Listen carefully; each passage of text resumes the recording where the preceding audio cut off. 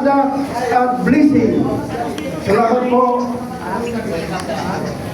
Salamat po, Father Nestor Taloy.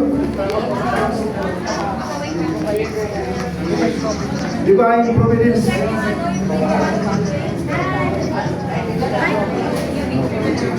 Salamat po, Father. Yung mga may upuan, upo lang. Yung mga wala, tayo lang tayo. Sandali. Mag-umpisa po tayo ng isang konting programa ng ating pabukas ng ating National Headquarters ng Masada dito sa tulong po ng ating Boteheng Councilor, City Councilor ng Quezon City, Tatay Rani Ludovica. Palakpakan po natin si Tatay. Una po ng ating programa ngayong hapon. Nagpadalian na natin kasi wala tayo umupuan. Maliit ang ating opisina. Tatawagin ko ngayon ang ating founding chairman, Undersecretary Ben Ramke, sa welcome remarks po. Ito, ano to, welcome at konting refer para hindi na ako babalik mamaya. Una-una,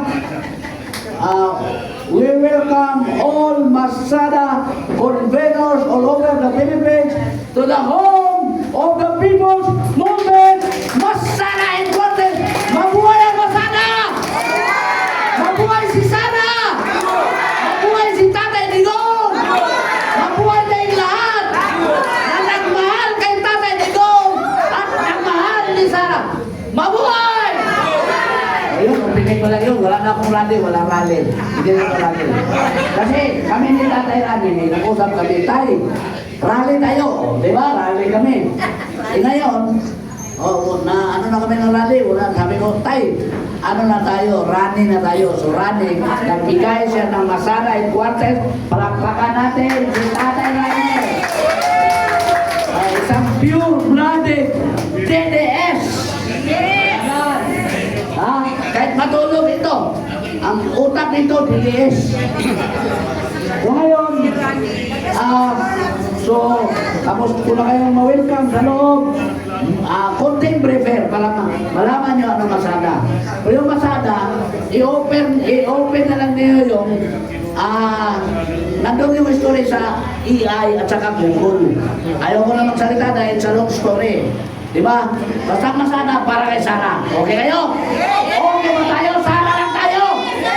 Bahala na kayo sa baba kung ano yung mga chichi-chichi yung lokal. Basta tayo, Sara! Okay ba kayo? Sara lang tayo lahat? Sara lang! Wala nang iba! Okay. Konting briefer. Okay, balik mo yung picture ni Inday Sara. Kasi bakit naging masa Sara Duterte Anayas na tayo? Nung araw, Mayor Sara Duterte Anayas. Pangalawa, Marcos Sara Duterte Anayas. Utay ng bakak na yan, walang kwentang tao. Ngayon, Masada, masa Sara Duterte Anayas. O, picture mo yung una. Bakit tayo nagmasa? Kasi ito, may salita kasi si Bibi Sara. Diba? Ano yung unang salita ni Bibi Sara? Na ayaw niya pumasok sa political party kung tatakbo siya. Sabi niya, ayaw ko naman politiko. Mas mabuti pa dito siya sa taong bayan dahil yan ang totoong nagmahal sa amin mga Duterte. Tama ba? Kaya tayo nagmasa. Masa. Kasi tayo ang inasahan Inday. Wala siyang inasahan sa mga politiko. Dahil traidor siya ng politiko eh. Di ba? So ito ngayon, kayo, mga conveners, yun, kayo ang inaasahan ni Inday Sara na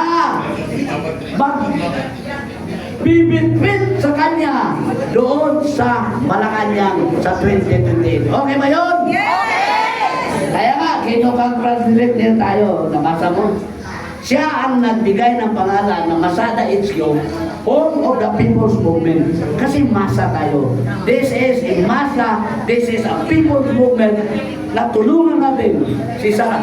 Gigan sa masa, para kay Sara, para sa Palasyo sa Malacanang in 2028! Tama! Tama ba ko?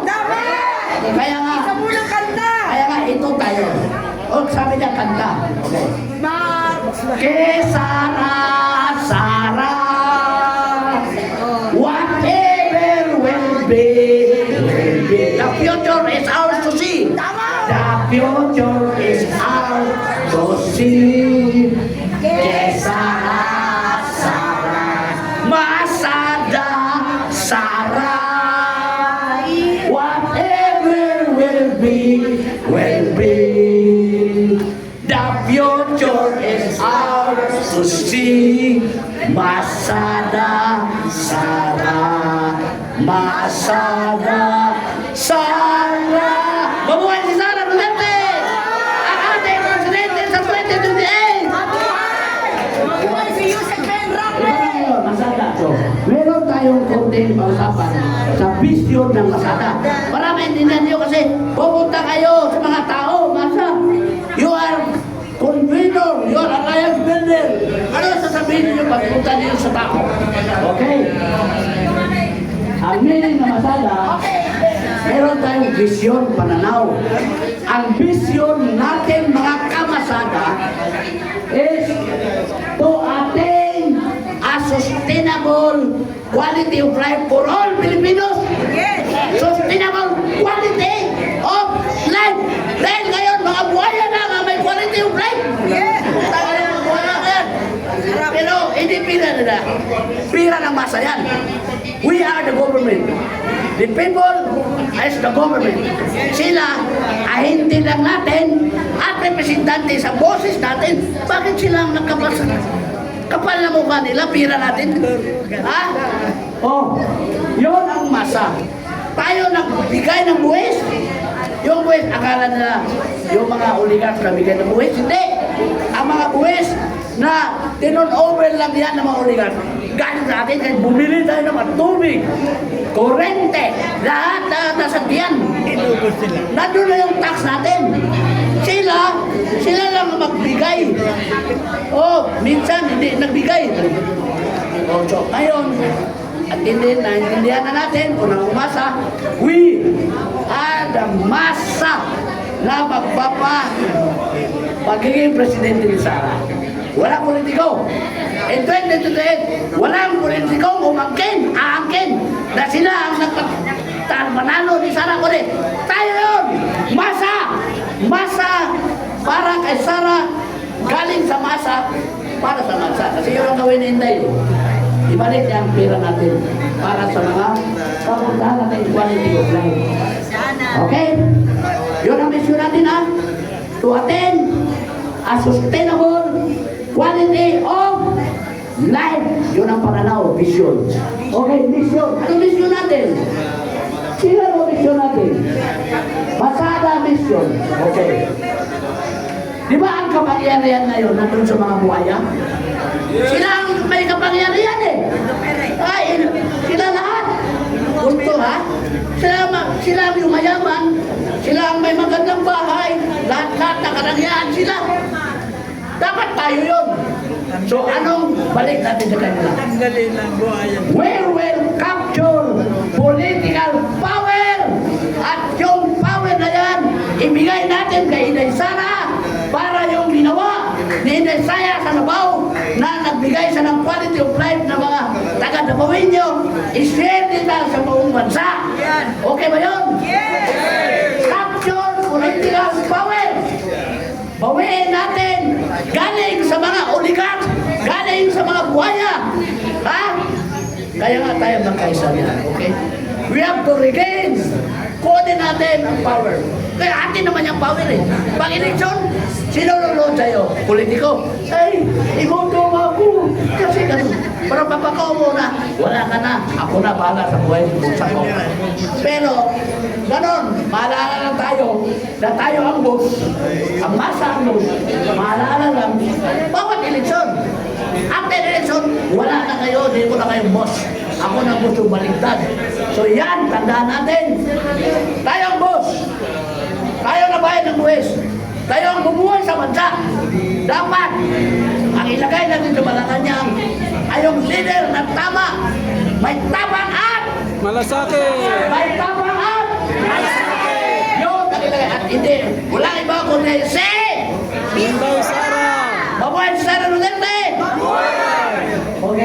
Kaya na ba? Continuous. Diba? So yun ang ating mali. Simple lang ating mission na ipa-down mo doon sa barangay level, doon sa mga tao. To attain sa simba quality of life. Yun ang ating dream. Yun ang ating vision. Dahil tiyan ang problema sa tao eh. Sana walang tiyan para walang pag-isipan. Eh may tiyan tayo eh. Kumakain tayo, lumalabas dito. Pagka umaga, sana nga tayo kukuha ng para bukas. O kung kung hindi yan ibibigay ng tama sa video, yung mga leader natin, patay tayo. So naintindihan kaya nga masa. Hindi tayo mahirapan.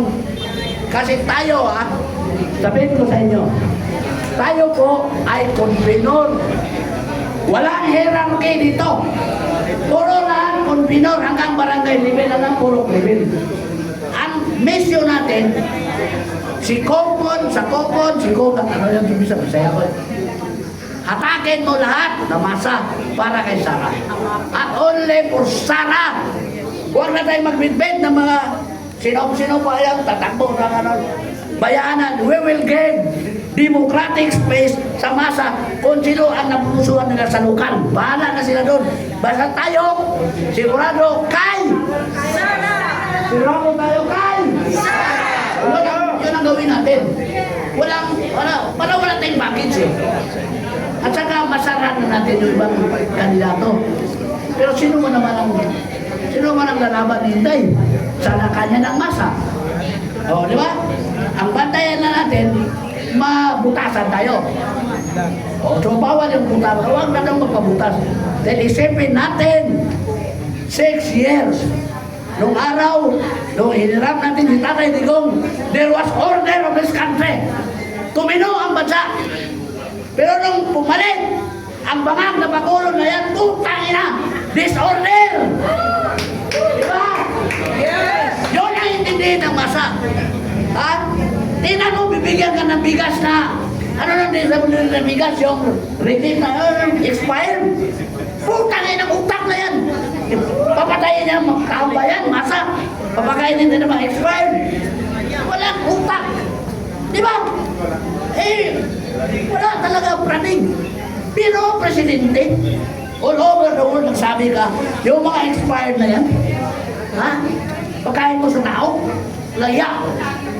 Kaya nga, dapat nga tayo magalit eh. Kaya nga, sa galit ko, na may gusto ako. Kaya sabi ko, iikot na lang ako, palakin ko yung masa, dahil malapit na ang 2028. Ngayon, nagulo na sila. Nagulo na sila na paano nila mag-contribute. Kasi ang 2028 ay para kay Bibi Sara namang maging Pangulo sa bansa. Okay? O, yan mo.